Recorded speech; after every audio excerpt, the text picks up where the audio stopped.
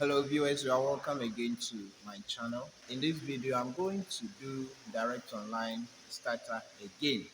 I have a video on direct online starter already, but a few of my followers requested that I do another one again because the first one is a little bit fast and so they are not able to follow it to do their own wiring. And so I'm going to take my time to explain the direct online starter again.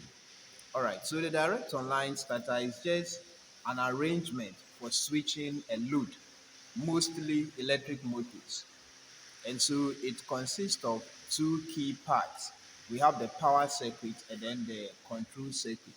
And so just follow me as I try to explain it to you for you to understand it clearer. To begin with, let's look at the parts or the materials that are needed to wire a direct online motor starter. All right. So first of all, you need a power supply. So in this demonstration, this is my power supply. And then I have a one pole miniature circuit breaker. Then the main component in this arrangement is the contactor. So this contactor has a coil in it. And the coil is a very important aspect of this device. Okay. You also need a stop push button, then a start push button. Okay. So this is a stop push button, normally colored red, then a start push button, normally colored green. Now, when you look at the other side of the push button, the terminals are normally numbered 1 and then 2. This NC here simply means normally closed. So these two contacts are normally closed. When you press the button, they open. All right. Then the next one is the start push button, normally colored green. When you look at the other side, the terminals are numbered 3 and then 4. And this NO means normally open. All right.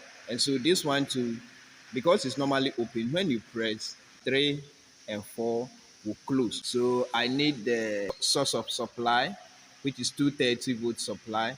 I need a miniature circuit breaker. I need a contactor. Then this is my load. So this load is what is representing my motor. Okay.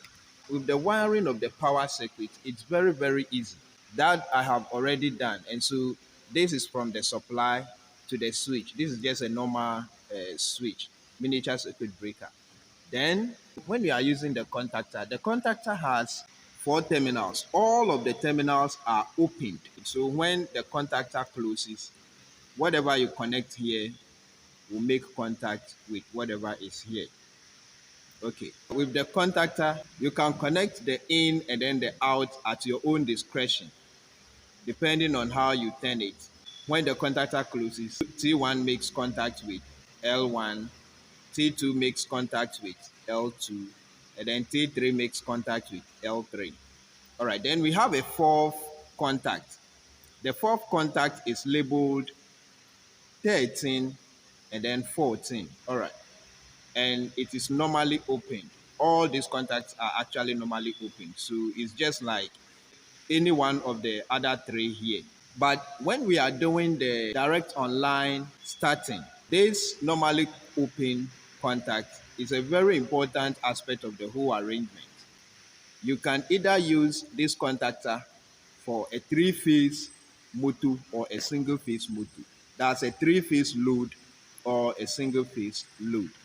So if you are using three-phase, you have 1, 2, 3. In this case, I'm using single phase. So I'm using T1 as my live and then T2 as my neutral.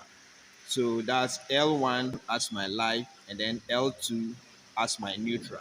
Where you connect the input and then the output is at your own discretion.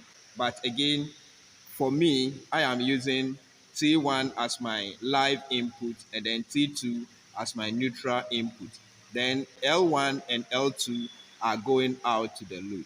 This is a single phase load that I've connected. This is just a lamp. And so I only need live and neutral. That's 2 terminals. So This third terminal, if it were a three-phase load, I would have used it for the third line. But because it's single phase, one of these lines will be left unused. Okay, now this is what happens if the supply is switched on. If I put live here and then this neutral here, so I have my live through the miniature circuit breaker. My neutral comes straight to the terminal I'm using for neutral. All right. So when the contactor is pressed, the load comes on. When it is released, the load goes off. But now, the main issue we have here is how to hold this contact until you yourself want to switch it off.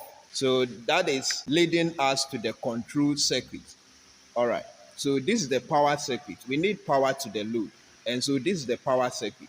But it is the control circuit that will enable the contacts to close and then also open. All right. So now let's go on with the control circuit. Okay. So this needs to go off for now. I want to show you the terminals of the coil. I said earlier that the coil is a very important aspect when we are doing the control circuit. And so let me remove this for the meantime. This is the coil that I am talking about. The coil has two terminals. One that is labeled A1 and then two that is labeled A2. Now, when you look at the other side, there is another terminal here, and this terminal is linked to this terminal here. So if this is A2, we can equally say this is also A2.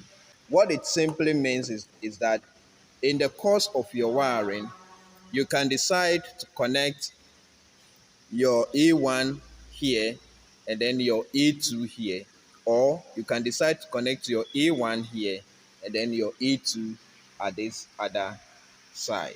I will be using A1 and A2 both at the front. So to begin with the control circuit, I need to connect a wire from the main live here first to the stop push button, and I'm connecting the first one to terminal 1 for the sake of clarity. So you get a piece of wire. Okay.